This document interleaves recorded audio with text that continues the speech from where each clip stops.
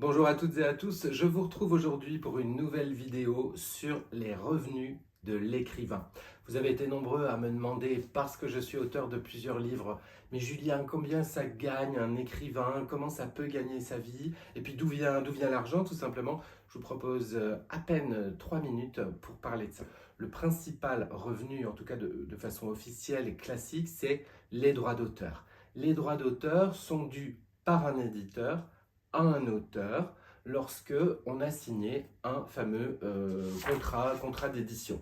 Donc l'éditeur signe un contrat avec l'auteur et lui dit bah, écoutez, vous allez avoir un droit d'auteur sur ce que je vais publier pour vous et distribuer et vendre.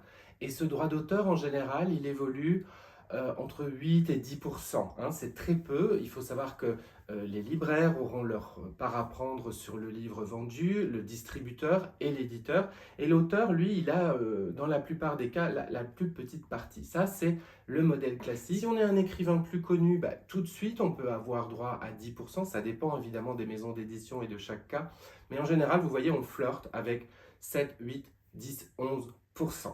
Avant impôt, évidemment. Les auteurs qui travaillent en auto-édition sont des auteurs qui, eux, n'ont pas signé de contrat d'édition. Donc forcément, ils ne vont pas s'auto-verser un droit d'auteur puisqu'ils s'occupent de la commercialisation de leurs propres livres, de A à Z. Là, en général, un auteur auto-édité, bon, ben, évidemment, il a investi énormément de travail et d'argent dans son livre, il en a fait imprimer 1000, 2000, ça dépend, parfois plus, et il va le vendre sur les plateformes, sur le web, mais aussi dans le réseau des libraires, etc.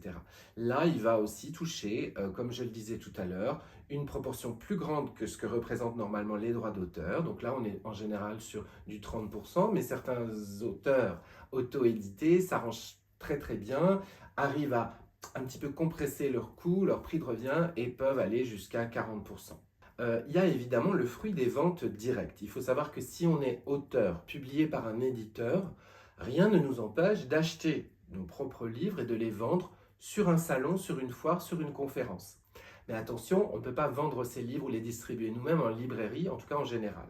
Ce qui est certain, c'est que sur les ventes directes, alors on peut prétendre à, comme un libraire, plus ou moins 30% du montant du livre vendu. Mais en général, le contrat d'édition prévoit qu'il n'y a pas de droits d'auteur qui sont dus sur ces livres-là. Une dernière source de revenus pour les auteurs, eh bien, ce sont des revenus qui leur reviennent quand ils interviennent de façon payée sur des événements. C'est beaucoup plus rare, mais il peut arriver en tant qu'écrivain qu'on est invité à une conférence, comme moi par exemple je le fais, et c'est vrai que dans ces cas-là, on demande, pas toujours, mais souvent, d'être rémunéré pour la conférence qu'on va animer ou pour l'atelier d'écriture, l'atelier de lecture, la lecture qu'on va animer. Attention, les auteurs ne sont presque jamais payés pour les dédicaces, c'est vraiment ultra rare si c'est le cas, mais pour les conférences et les ateliers, c'est un peu différent. Droit d'auteur, droit de reprographie, droit connexe éventuel, fruit des ventes en direct, et puis fruit des activités connexes au métier d'écrivain, comme les conférences ou les ateliers, voilà, vous savez plus ou moins tout sur les sources de revenus de l'écrivain. Ne vous mettez pas martel en tête, le métier d'écrivain, dans l'immense majorité des cas, n'est pas très très bien payé et c'est plutôt difficile parce que c'est beaucoup de travail pour pas beaucoup d'argent, mais c'est ça aussi la beauté de ce métier si inspirant au quotidien.